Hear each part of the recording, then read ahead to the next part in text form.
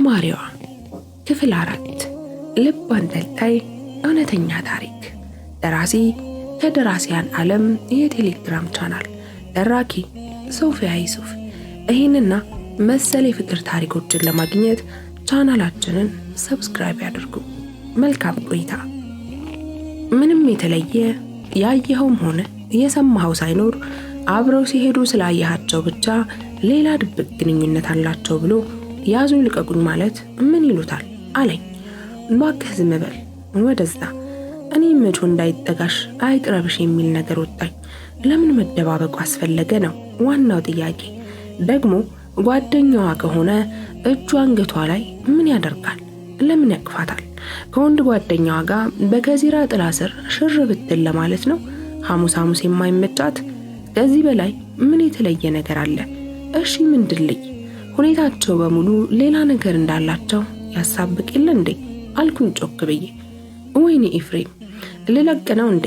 በእርግጥ ሰው በህይወት ዘመኑ ከሰው ጋር ከሚያወራው ሰው ጋር ብዙ የሚበልጠው ነገር ከራሱ ጋር እንደሚያወራ ግልጽ ነው። ቃልዬን ካወቅኩባት ምሽት ጀምሮ የተፈጠረው የውስጤ ሙግት ግን ለኔ አዲስ ሆነብኝ። ልጁ ከመደብሩ የገዛው ካርድ ስልኩ ላይ ሞልቶ ስልክ በመደወል እዛው መደብሩ ላይ ቆሞ እያወራ ነው። ቃልዬም ከአስፓልቱ ማዶ አንዱን የከዚራ እድሜ ጠገብ ዛፍ ደገፍ ብላ እየጠበቀችው ነው። እንዳው ቀጥ ብላ ሂድና ትይ የሚል ስሜት ሲገፋፋኝ ባጃጇን አስነስቼ ቃልዬ ወደ ቆመችበት አቅጣጫ መንዳት ጀመርኩ። ትንሽ ጠጋ እንዳልኩ ውስጧ ነግሯት ይሁን ሳላየው ልጁ ነይ ብሎ ጠርቷት ይሁን ብቻ ወደ ግራም ወደ ቀኝም አንዴ ገልመጥ አለችና አስፓልቱን ተሻግራ ወለድ ልጁ በመሄድ ለመንገዱ ጀርባዋን ሰጣ ከሱ ጋር ማውራት ጀመረች። ሳልፍ አላየችኝም። ልጁን ከእግር እስከ ራሱ በደንብ አየሁት። የድሬ ልጅ አለመሆኑን ለማወቅ ፊቱ አዲስ መሆኑ፣ ጸጉር ስታይሉ፣ ፍርግርግ ያለው አለባበሱ በዛ በሙቀት ያደረገው ከቁርጭምጭሚቱ ወደ ላይ በጣም ከፍ ያለ ትልቅ ስኒከር ጫማው ማየት በቂ ነበር ለኔ። ጆሮ ላይ ሉት ያጥልቋል። ሁኔታው ራፐር እንጂ ተማሪ ባያስመስለውም እዛው ቃልዬ የምትማርበት ዩኒቨርሲቲ የሚማር ሳይሆን እንደማይቀር ገመትኩ። ገና ፈንድቶ ያልወጣለት ወጠጤ ነገር ነው። አልፌያቸው በግምት 150 ሜትር ያህል ራቅ አልኩና ጥግ ይዤ በባጃጄ የጎን መስታወት መከታተሌን ቀጠልኩ። አሁንም እዛው ቆመዋል። ለምን የሚገዙትን ገዝተው እንደማይሄዱና እየተደዋወሉ እዛው ቆመው ማንን እንደሚጠብቁ ግራ ገባኝ። የዚህ ነገር መጨረሻ ምን እንደሚሆን ሳስበው ጨነቀኝ። ቆይ ምን እያደረግኩ ነው?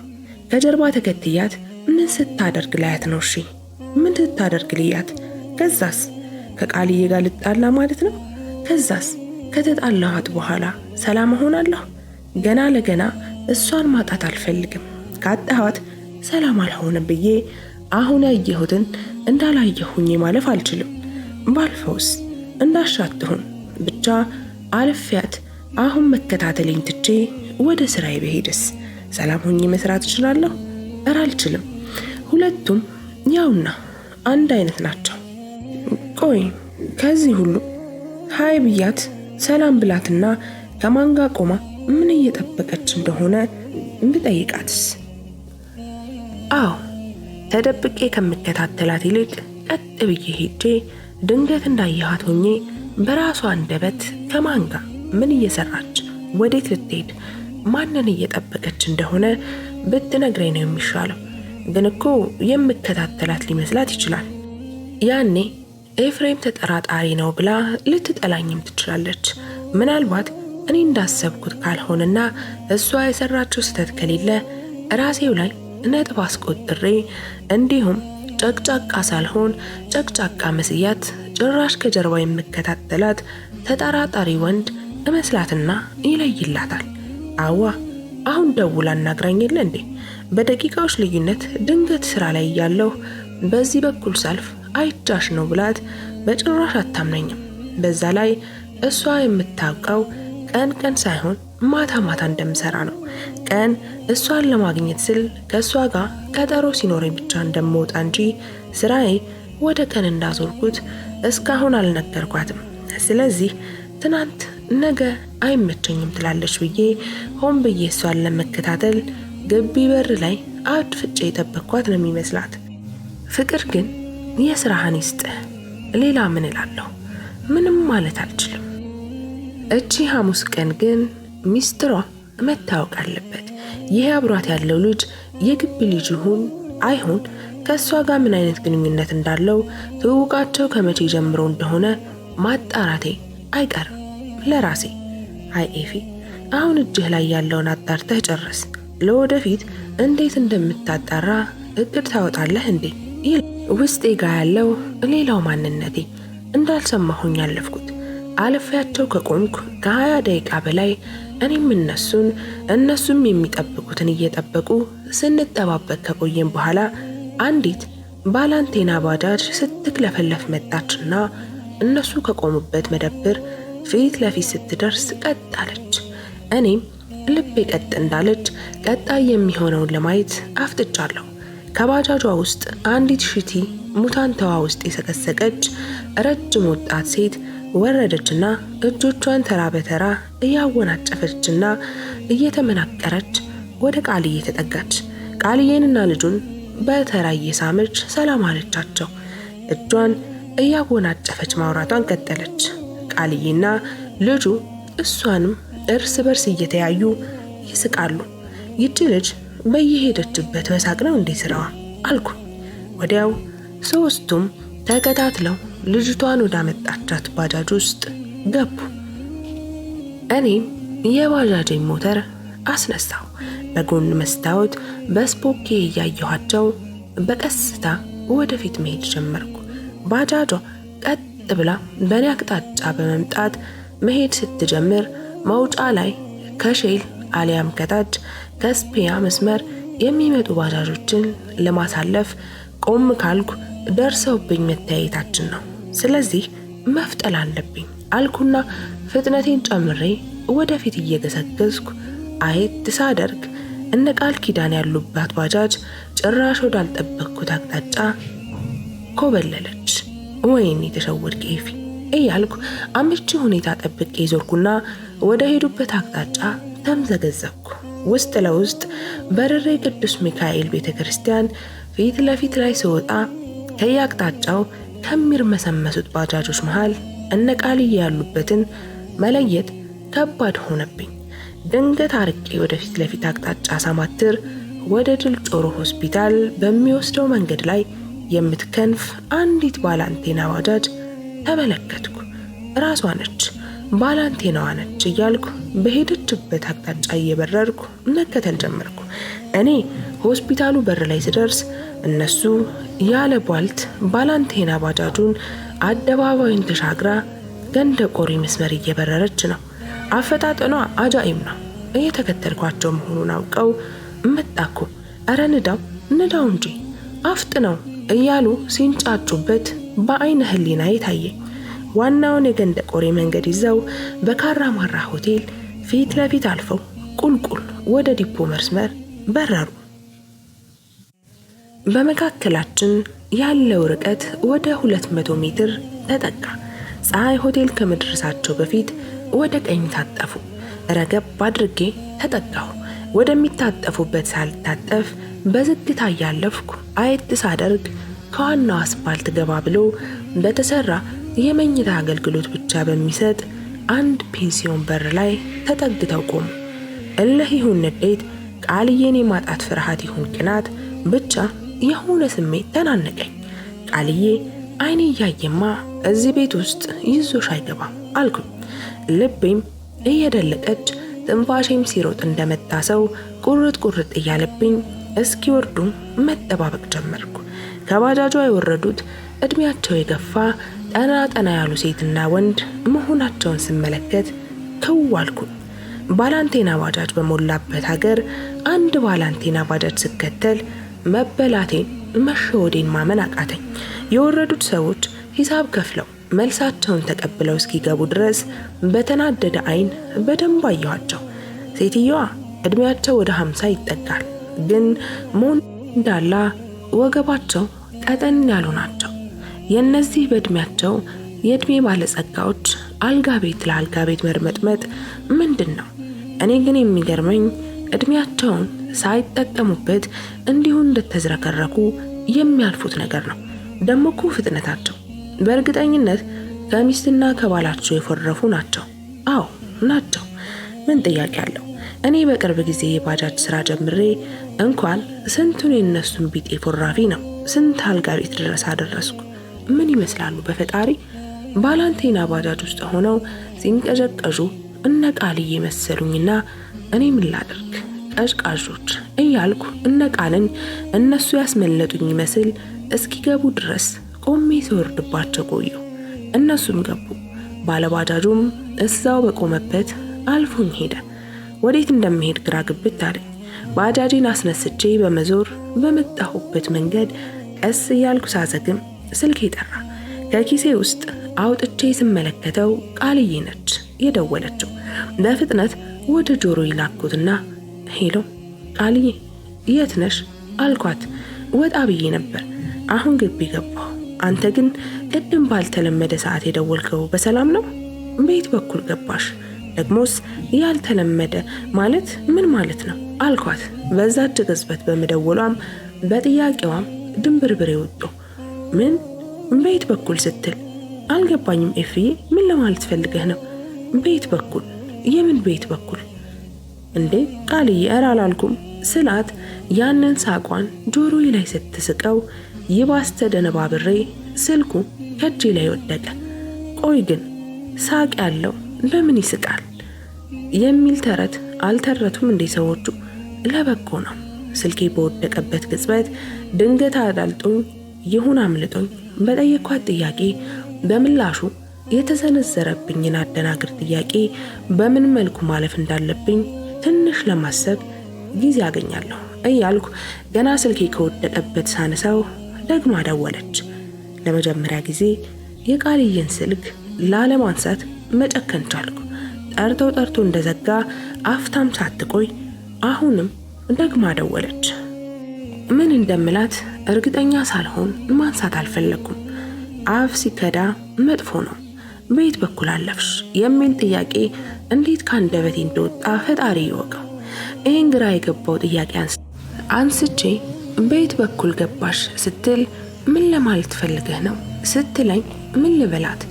እየተከታተልኳችሁ ስለነበር ቤት በኩል ሸጉዳችሁ ወደ ግቢ እንደሄዳችሁ ግራ ገብቶኝ ነው።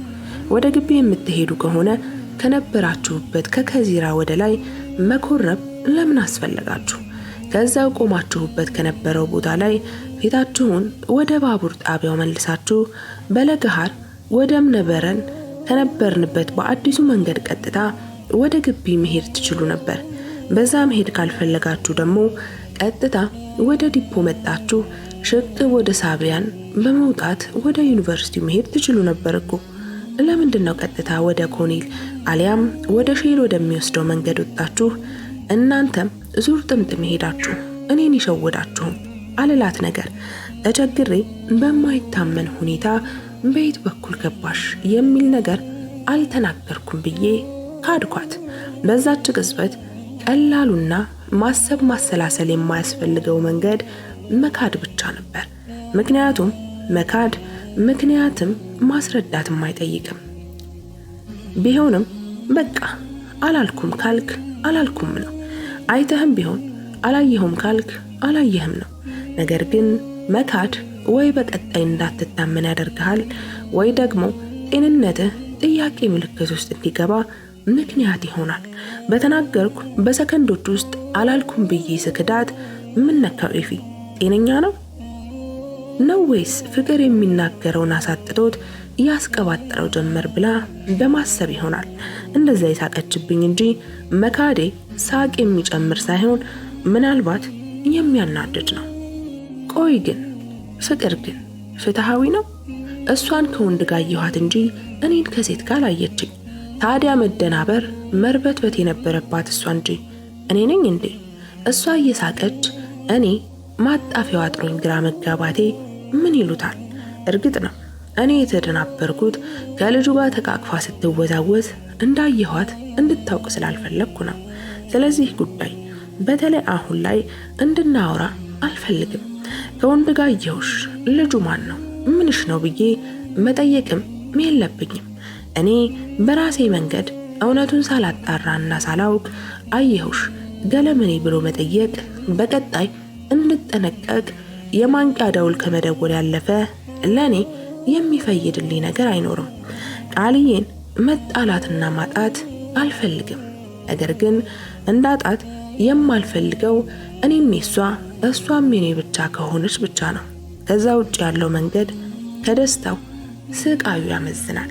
ቃልዬ አታደርገውም እንጂ ምናልባት ከልጁ ጋር ሌላ ግንኙነት ካላት አሁን ላይ ምንሽ ነው ብዬ ብጠይቃት በቃ ምንም አይደለም እንቀራረባለን አለቀ ትለኝና የኔን ጥያቄ ባጭሩ ቀጭታ እሷ በድብቅ ዓለሟን እንድትቀጭ ከማድረግ ያለፈ ሌላ ነገር ትለኛለች ብሎ ማሰብ መጃጃል ነው።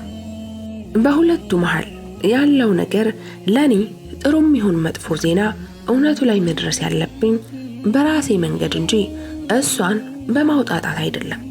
ስለዚህ ምንም ፍንጭ ማሳየት የለብኝም። ቢሆንም ግን አልኩና እወዳታለሁና በቃልዬና በኔ መካከል ችግር እንዲፈጠር አልፈልግም አልኩት። ፈጣሪን ወደ ባጃጄ ጣራ ቀና ብዬ ትንሽ ሄደት እንዳልኩ ለቃልዬ ልደውልላት ስልኬን በእጄ እንደያዝኩ ከፊት ለፊቴ ምህረት የለሹን ትራፊክ ስላየሁት እሱን አለፍ ብዬ ባጃጄ ጥጋ ሲዤ ቆምኩና ደወልኩለት። ትራፊኩን ማየቴ ጥሩ ምክንያት ለጭንቅላቴ ስላቀበለው ምን እንደምላት እርግጠኛ ሆኜ ነበር የደወልኩት። አንስታው ዝም አለች። ሄሎ ቃልዬ። ሄሎ ለምን ደወልክ? መዝጋትህ ሲገርመኝ ጭራሽ ደወልክ። አለማንሳትህ አኩርፌሃለሁ። እሺ ቆይ ምን ሆነህ ነው? አታኩርፊ ቃልዬ። ዘግቼብሽ ሳይሆን ስልኩ ከእጄ ላይ ወድቆ ነው።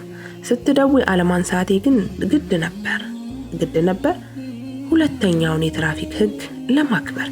እየቀለድክ ነው ኤፊ? አረ በጭራሽ ቃልዬ እየቀለድኩ አይደለም። ከዚህ በፊት አንዱን አክብረናል። ዛሬ ደግሞ ሁለተኛውን ማክበር ስላለብን ነው ያላነሳሁት። ምን እያልክ ነው? ከዚህ ቀደም እኔ እናንተ ብቻ ያከበርነው የትራፊክ ህግ አለ እንዴ? በደንብ እንጂ ቃልዬ። ሁሉ ነገር ቢረሳ ያች ቀን ትረሳለች እንዴ? እኔና አንቺ በተዋወቅን ምሽት አብረን እንድናድር ያስገደደችን እኮ ተጠዶ አይንዱ የምትለዋ የትራፊክ ህግ ነች። አሁን ደግሞ እየነዱ ስልክ አናግሩ፣ በተለይ ከፍቅረኛው ጋር እንዳያወሩ። መንዳት ያጋልጣል ለጉዳት። ምክንያቱም ልቦ በፍቅረኛው ቃል ስለሚወሰድ ልብ ብሎ መንዳት አይቻልም። ልብ ያለው ልብ ይበል። ልብ ብሎ ካይነዱ አይለይም ገደልና መንገዱ ስላት በሽቅ ብላ አንተ ግን በቅርብ ነው እንዴ መንጃ ፈቃድ ያወጣው ማለት አልኳት። እኔ ምን አውቃለሁ? የፍቅርና የትራፊክ ህግ ተደበላልቆብሃል እኮ። አብረን ያደርነው የትራፊክ ህግ ለማክበር፣ ስልኬን የማታነሳው የትራፊክ ህግ ለማክበር። ቆይ የኔና አንተ ፍቅር የሚመራው በትራፊክ ህግ ነው እንዴ ስትለኝ የንግግሯ ቃናና በንዴት እየተንተባተበች ቶሎ መናገሯ ከተናገረችው ነገር ጋር ተደምሮ ከነበርኩበት የመከፋት ስሜት ፈንቅሎ ከልብ ያሳቀኝ። በእርግጠኝነት ወላጆቼን ሞት ከነጠቀኝ በኋላ ለመጀመሪያ ጊዜ ነበር እንደዚህ ከልቤ ሳኩት። ይሄውልህ ጋራዥ የምትሰራ ሴት ፈልገህ ጥበስ፣ እኔ በቃኝ እንዳለችው ትዝ ብሎኝ ነው ያንን ሁኔታ እያነሳው ለወራት ጓደኛዬን ለማብሸቅ ተጠቅሜበታለሁ። ዛሬ ቃልዬ እንዲህ ስትለኝ ትዝ ያለኝ እሱ ነበር። ለካ ወዶ አይደለም ጓደኛዬ አልኩኝ በልቤ። እሺ ስልኩስ ምን ሆኖ ነው ከእጅ ላይ የወደቀው አለች ቃል። እያወራሁሽ ምህረት የለሹ ትራፊክ ከፊት የመጣው ነው። ትንሽ ስህተት ካየ ከሩቅ ነው የቅጣት ደረሰኙን እንደ ባንዲራ እያውለበለበ የሚመጣው። ልመና አይገባውም ምህረት። በቃ እሱ ደረሰኙን እያውለበለበ ሲመጣ አንቺ ብርሽን እያውለበለብሽ መጠበቅ ብቻ ነው ያለሽ አማራጭ። በቃ እንዳየሁት ስልኩን ለቀቅኩት። ያው ባጃጅ ውስጥ ስለሆንኩ ስልኬ ምንም አልሆነም። ወንበሩ ላይ ነው የወደቀው ስላት እፊ በቃ ወሬ ከትራፊክ ህግ ሲወጣ ደውልልኝ እሺ ቻው አለችኝ። ቻው ማለት አልቻልኩም። ስልኩን ላለመዝጋት ብቻ ስቄ እስከምጨርስ ጠበቀችኝና ቻው በቃ ብላ ዘጋችው። አይ ቃልዬ ስልቹ ነገር ነች። አሁን እንደዚህ ትማረር በተገናኘን ቁጥር ስለ ትራፊክ ህግ እያወራው ያሰለችኋት አትመስልም? ያንን ጓደኛዬን ይዘዝብሻቦ በመፍቻና በመኪና መለዋወጫ ወሬ እያደነቆረ በህልምሽ ሁላ ጋራዥ ብቻ እንዲታይሽ ያደርግሽ ነበር። ወጣም ወረደም አምልጦኝ ስቀባጥር ከገባሁበት ወጥመድ አምልጫለሁ። ከአሁን ወዲህ እውነቱን ማጥመድ ብቻ ነው የኔ ስራ እያልኩ ትንሽ ዘወር ብዬ ሰራሁና በጊዜ ወደ ቤት ገባሁ። ቃልዬ ቅዳሜ ነው የምንገናኘው ብትለኝም በኔ ውትወታ 40 መሻሹ ላይ ለመገናኘት ተስማምታለች። ሰዓቱ እየደረሰ ነው። ያው ትላንት ስላየሁት ነገር ምንም ነገር ትንፍሽ ስላልል ለራሴ ቃል ገብቼ ላገኛት እየሄድኩ ነው። ተገናኘን። ትንሽ እንደቆየን ቃልዬ ወይ ኤፊ ስንት የቅርብ ጓደኞች አሉሽ? የቅርብ ጓደኛ እዚህ ነው ወይስ አዲስ አበባ ኤፊ? አይ እዚህ የለኝም አሉ፣ ግን ያን ያህል ማለት ወሰን ወይም ድንበር ያለው ቅርርብ አለ በጋራ ጉዳዮችና በትምህርት ዙሪያ እንጂ ከዛ ያለፈ የግል ሚስጥሬን የማካፍላት በተለየ ሁኔታ የምቀርባት ጓደኛ የለችኝም። ይወንድስ ልላት ብዬ ፈርቼ ተውኩትና በረጅሙ ተንፍሼ ዝም አልኩ። እንዴ ምን ነው በኃይል ተነፈስክ? ቆይ ለምን ጠየቀኝ? ለምንም እንዲሁ ለማወቅ። ዛሬ ግን ፊትህ ላይ ነው የሚታየው። የሆነ ስሜት እየተሰማህ ነው አይደል? ንገረኝ። የተለየ ሰው ሆንክብኝ። በሰላም ነው ኤፍዬ? ቤት ሰላም ናቸው? ደህና ናቸው ቃልዬ። ከፊት ለፊቴ ተነስታ ከአጠገቤ ከጎኔ ተቀመጠችና እቅፍ አድርጋኝ ምን ሆነሃል? ምንድነው የተፈጠረው ኤፍዬ አለችኝ። ምንም አልሆንኩም። ምን ሆንኩኝ? ምንም አልሆንኩም እኮ። ስሜትህ እኮ ልክ አይደለም። ታዲያ ዝም አልኳት። እንዳቀፈችኝ በጸጥታ ቆየን። ሌላ ነገር ማውራት፣ ሌላ ነገር ማሰብ ተሳነኝ። ስሜቴን መደበቅ፣ ለይስሙላ መሳቅ፣ መጫወት አቃተኝ። ፊቴ ላይ ቶሎ የምትመጣብኝ አሁን ከኔ ጎን የተቀመጠችው ቃል ኪዳን ሳትሆን ከዚራ መንገድ ላይ በሌላውን ድቅፍና ጉያ ውስጥ ሆና ስትሄድ ያየኋት ቃል ኪዳን ነች። እኔ ሳልሆን ፍቅር የማስበውን የምናገረውን የማሳየውን ስሜት እስከ መወሰን ሙሉ በሙሉ እንደተቆጣጠረኝ አምኖ ካለመቀበል የመጣ ስህተት መሆንን አሰብኩ። ብቻ ብዙ ነገሮችም መራራም ጣፋጭም ጎን አላቸው። ፍቅርም እንደዛው። ለኔ ግን ጣፋጭ ጎኑን ደብቆ መረር ካለው ጎኑ እንደምጀምር ተሰማኝ። ፍቅርን ታዘብኩት። ይሄንን ምስል መርሳት፣ ያንን መጥፎ ስሜት መደበቅ አልችልም አልኩ። እንደፎከርኩት የውስጤን በውስጤ ይዤ እንደ በፊቱ ኤፍሬም መሆን የማይሞከር እውነት የማይወጣ ቀበት ሆነብኝ። ከሷ ጋር ቁጭ ብዬ ከራሴ ስሜት ጋር ትግል ገጠምኩ። ትግሉን ግን በአሸናፊነት መወጣት አልቻልኩም። ወሬ ሁሉ ከጥያቄ ውጭ ሊሆን አልቻለም። ቃልዬ ወይ ኤፍዬ ከግቢ ውጪ ማለት እዚህ ተመድበሽ መማር ከጀመርሽ በኋላ እየተዋወቅሽውና የምትቀርቢው የድሬ ሰው አለ እንዴ? የድሬ ሰው ማለት የድሬ ልጆች ማለቴ ነው። ብዙ የድሬ ልጆች ግቢ ይማራሉ። እኔ በመጠኑ የምቀራረበው ግን ከአንዲት ልጅ ጋር ብቻ ነው። እኔ መጠየቅ የምፈልገው ሌላ፣ የምጠይቅበት መንገድ ሌላ፣ እሷ እንድትነግረኝ የምትፈልገው ስለ ወንድ ጓደኞቿ የምትነግረኝ ግን ስለ ሴት ጓደኞቿ ብቻ። በግልጽ አለመጠየቅ ያመጣው ውጤት መደናቆር ብቻ ሆነ። አሁንም እሺ ብያት ዝም አልኩ። ቃልዬ ግራ ገባት። ዝም ስል ይጨንቃታል። ተጫውት ብላ ተወተውተኛለች። ወሬ የምጀምረውም የምጨርሰውም በጥያቄ ብቻ ሆነ። በአንደበቷ ባትናገረውም በሆዷ ግን ይሄ ልጅ ባጃጅ ሹፌር ከመሆኑ በፊት ወይ መርማሪ ወይም ደግሞ ፖሊስ ወይ ደግሞ ጋዜጠኛ ነበር መሰለኝ ብላ ሳትደመድም አትቀርም። ፍቅር ግን ይገርማል። በዛ ሁኔታ ውስጥም ሆኜ ቃልዬ የደበረኝ ስለመሰላት ከሌላው ጊዜ በተለየ ሁኔታ ስትጨነቅልኝ ሰዓት ነበር። አንዴ አንገቴን አንዴ ጣቶቼን በጣቶቿ መሃል እያስገባች ስትደባብሰኝ ነፍሴ ሐሴት ታደርግ ነበር። በህመም ውስጥ ደስታ ማለት ይህ ነው። ይሄ ስሜት ምን እንደሆነ ለማወቅ ደጋግማ ስትጠይቀኝ ምንም አልሆንኩም ስላት ቆየሁ። የሆንኩት ነገር ኖሮ እየደበቅኳት እንደሆነ ታውቋት ይሆን? ስራዋን ስለምታውቅ ብቻ መጠየቋን መተው አልቻለችም። ቆይ ምን እንደሆንክ ለምን አትነግረኝም አለችኝ። ክፍል 5 ይቀጥላል።